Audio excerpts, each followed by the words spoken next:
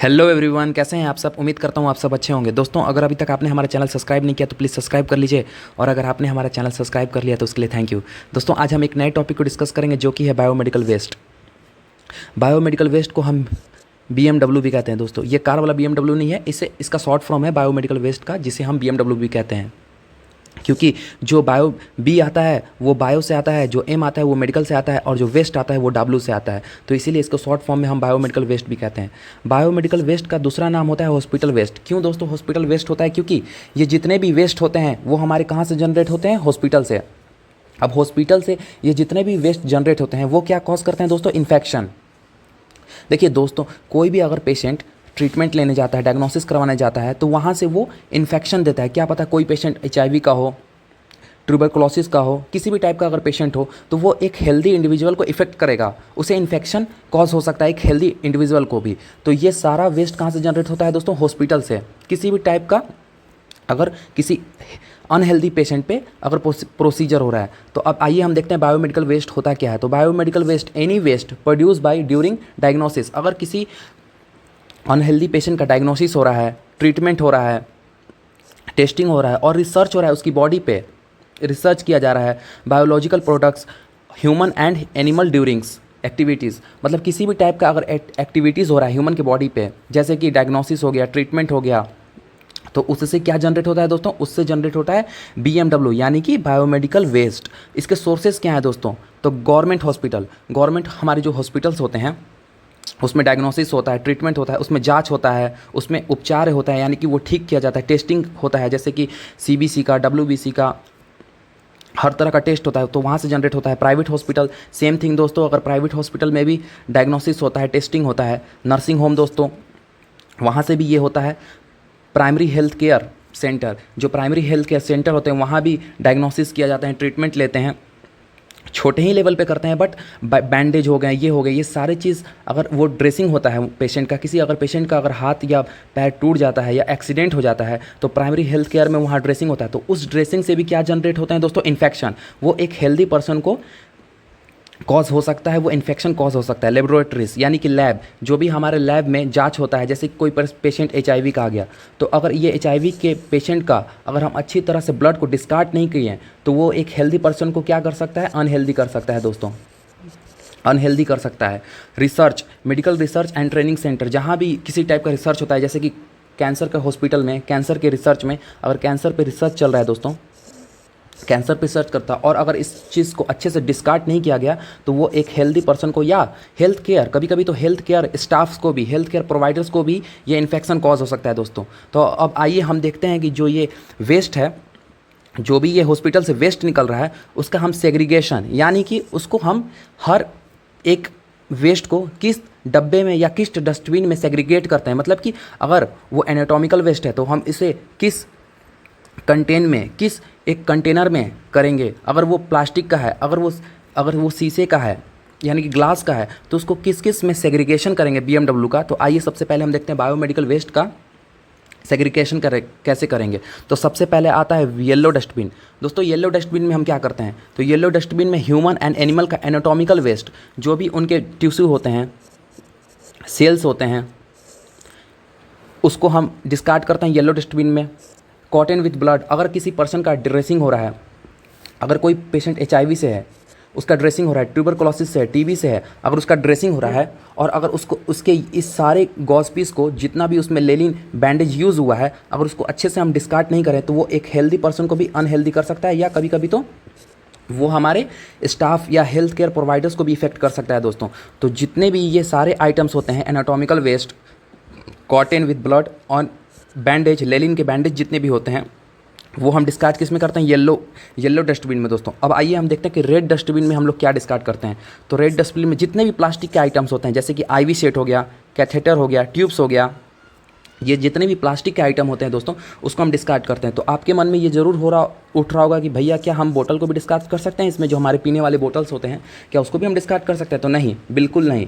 इसके के लिए एक अलग डस्टबिन होता है, जो कि हम नीचे डिस्कस करेंगे, तो उसमें डिस्कार्ड करते हैं। इसमें हम बोतल कोई भी हम डिस्कार्ड नहीं कर सकते। इसमें सिर्फ वही डिस्कार्ड कर सकते हैं जो कि हमारे हॉस्पिटल से वेस्ट जनरेट हुआ हो, जो भी हमारे हॉस्पिटल से वेस्ट जनरेट होगा उसी को हम प्लास्टिक आइटम को इसमें हम डिस्कार्ड कर सकते हैं। तो अब आइए सबसे पहले हम उसके बाद हम देखते हैं कि वाइट डस्टबिन में हम क्या डिस्कार्ड करते हैं। तो वाइट डस्टबिन में दोस्तों ये पंचर प्रूफ होता है, मतलब कि ये इसमें अगर हम छेद भी करें तो वो छेद नहीं होगा, क्योंकि वो पंचर प्रूफ रहेगा। पंचर प्रूफ इसलिए रहता है क्योंकि इसमें शार्प आइटम, शार्प वेस्ट जैसे नीडल, ब्लेड्स, जितने भी हमारे शार्प आइटम होते हैं जो यूज़ होते हैं हॉस्पिटल में, उसको हम डिस्कार्ड करते हैं। अब लाइट ब्लू डस्टबिन में हम लोग क्या यूज़ करते हैं, ग्लास, एम्प्यूल्स, जितने भी ग्लास के स्लाइडर्स होते हैं, टेस्ट ट्यूब होते हैं, उसको हम डिस्कार्ड करते हैं किसमें, लाइट ब्लू डस्टबिन में। अब आइए ग्रीन डस्टबिन में क्या दोस्तों हम डिस्कार्ड करते हो, तो इसमें किचन के वेस्ट जैसे कि कोई भी फ्रूट्स हो गए, वेजिटेबल्स हो गए, या बोटल्स, प्लास्टिक के जितने भी बोटल्स हो गए, जो भी हम ऊपर अभी डिस्कस कर रहे थे कि क्या हम ये रेड डस्टबिन में डाल सकते हैं प्लास्टिक के आइटम्स, तो नहीं। जो भी हमारे बोतल्स हो गए जो डेली यूज़ में आ रहा है, जो हॉस्पिटल वेस्ट से नहीं निकला हुआ है, तो उसे हम ग्रीन डस्टबिन में यूज़ कर सकते हैं। पेपर यूज़ कर सकते हैं, जो भी हमारे डॉक्यूमेंट्स पेपर निकलते हैं उसको हम कैंस, जो भी एल्युमिनियम के कैंस होते हैं उसको हम यूज़ कर सकते हैं दोस्तों। तो आइए फटाफट एक हम इमेज के थ्रू सब चीज़ को रिवीजन करते हैं। तो सबसे पहले ग्रीन वाले डस्टबिन में हम लोग क्या यूज़ करते हैं, तो ये जनरल वेस्ट होता है। जो भी हमारे जनरल वेस्ट निकले रहते हैं घर से या कहीं ऑफिस से या किसी भी जगह से, तो उस चीज़ को हम यूज़ करते हैं ग्रीन डस्टबिन को। तो इसमें किचन का वेस्ट यूज़ कर सकते हैं, प्लास्टिक, बोतल्स, कैंस, इसका यूज़ कर सकते हैं ग्रीन वाले में। याद रखिएगा हमेशा, जब भी आप पहली बार ड्यूटी करने जाते हैं दोस्तों, हॉस्पिटल में पहली बार आपकी ड्यूटी लगती है, चाहे आप जीएनएम से हो चाहे आप बीएससी नर्सिंग हो, तो सबसे पहले आपकी ड्यूटी में ये पूछी जाती है कि बायोमेडिकल वेस्ट का सेग्रीगेशन कैसे होता है। तो देखिए, जो हमारी ग्रीन होती है वो नॉर्मल, मतलब जो हमारी नॉर्मल की वेस्ट होती है, जैसे कि किचन की वेस्ट हो गई, पेपर्स हो गई, बोतल्स हो गई, कैंस हो गई, उसका हम ग्रीन में यूज़ करते हैं। रेड वाले में किसका यूज़ करते हैं, तो प्लास्टिक आइटम्स जैसे कि आईवी सेट हो गया, ग्लव्स हो गया, जो भी कैथेटर हो गया, उसका यूज़ करते हैं। येलो वाले में किसका यूज़ करते हैं दोस्तों, तो एनाटॉमिकल वेस्ट, जो भी हमारे एनाटॉमिकल वेस्ट होते हैं जो कि हॉस्पिटल से निकले रहते हैं, जैसे कि cotton with bloods, tissue, cells, जो भी बायोस्कोपी से जो भी हमारे वेस्ट निकलते हैं हॉस्पिटल से, तो उसको हम डालते हैं येलो में, येलो डस्टबिन में यूज़ करते हैं। ग्रीन लाइट ब्लू डस्टबिन में दोस्तों क्या यूज़ करते हैं, इसमें यूज़ करते हैं ग्लास आइटम्स, जितने भी ब्रोकन ग्लास हो गए हमारे, जितने भी ब्रोकन ग्लास होते हैं उसका यूज़ करते हैं हम लोग लाइट ब्लू में डस्टबिन में। अब वाइट वाला जो होता है वो पंचर प्रूफ होता है। पंचर प्रूफ इसलिए होता है क्योंकि इसमें शार्प आइटम डलाता है, जैसे कि नीडल्स, जो शार्प आइटम होते हैं, ब्लेड्स, ये जितने भी शार्प आइटम होते हैं ये ब्लू डस्टबिन, ये वाइट डस्टबिन में हमारे डलाते हैं। वाइट कलर का एक डस्टबिन होता है जो कि पंचर प्रूफ होता है दोस्तों। अब आइए इसके बेनिफिट्स क्या होते हैं, जो BMW हम मैनेजमेंट कर रहे हैं तो इसके बेनिफिट्स क्या होंगे।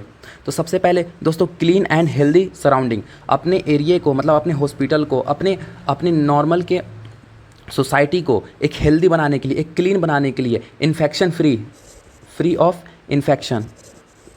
इन्फेक्शन करने के लिए हमको ये बेनिफिट होता है कि हम BMW का मैनेजमेंट करें, सेग्रीगेशन करें।